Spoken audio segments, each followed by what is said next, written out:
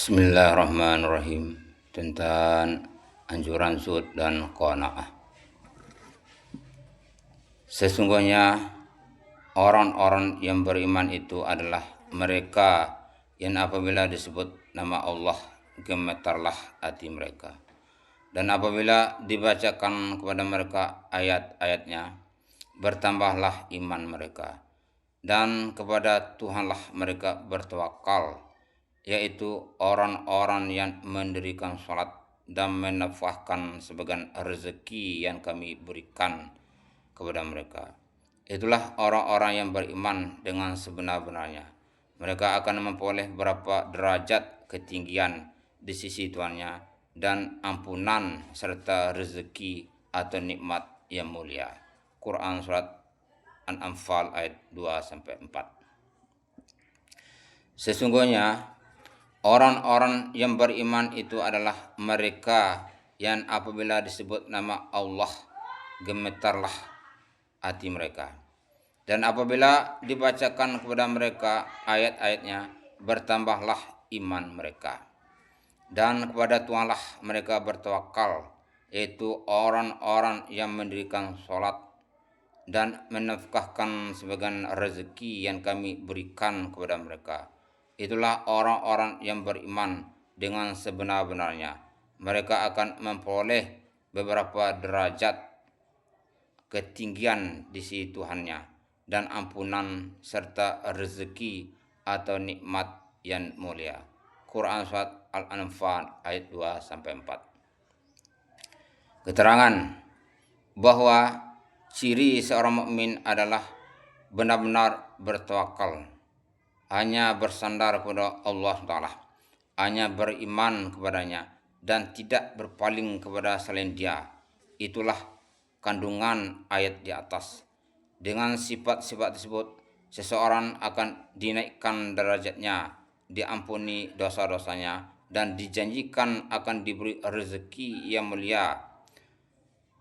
Di dalam surat tersebut juga terdapat anjuran agar sedapat mungkin berusaha untuk meraih sifat tawakal. Semua janji tersebut berasal dari Allah SWT sendiri. Sekalipun kita telah berusaha untuk mencapai sifat-sifat tersebut, sifat-sifat yang demikian itu sangat sedikit ada pada diri kita. Ibnu Abbas Ruma berkata bahwa maksud bertawakal kepada Allah SWT adalah tidak mengharapkan sesuatu selain kepada Allah SWT.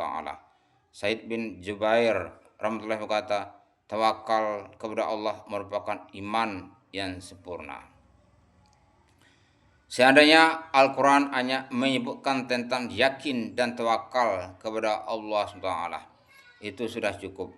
Tetapi Al-Quran justru banyak menjelaskan tentang tawakal, yaitu menyatakan bahwa hanya kepada Allah SWT hendaknya berserah diri. Jika datang musibah atau keperluan, hendaknya hanya kepadanya lah kita mengadu dan memohon pertolongan. Perintah seperti itu banyak disebutkan dibandingkan masalah lain. Berulang kali kita diperingatkan tentang perkara tersebut.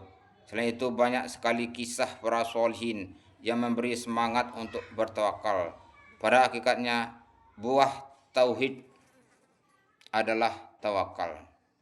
Semakin seseorang meningkat tauhidnya, maka ketawakalannya kepada Allah Taala juga semakin bertingkat. Dengan demikian, tauhid adalah landasan Islam dan akar iman. Tanpa tauhid, segala sesuatu tidaklah ada gunanya. Semua agama dan syariat bersumber kepada tauhid.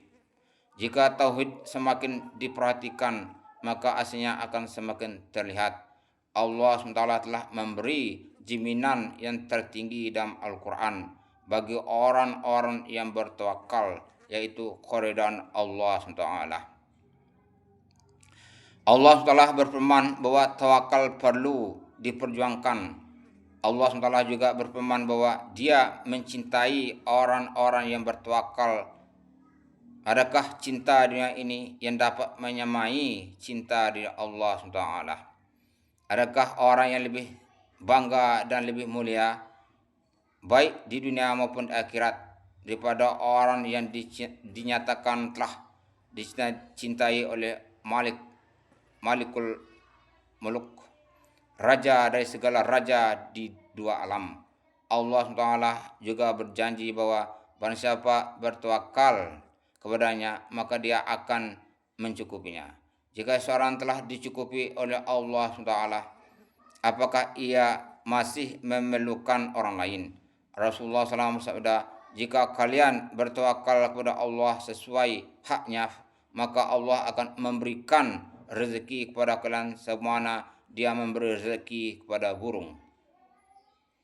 Dalam sebuah hadis dinyatakan, barang siapa memutuskan hubungan dengan selain Allah, maka Allah Ta'ala akan mengeluarkannya dari segala kesulitan.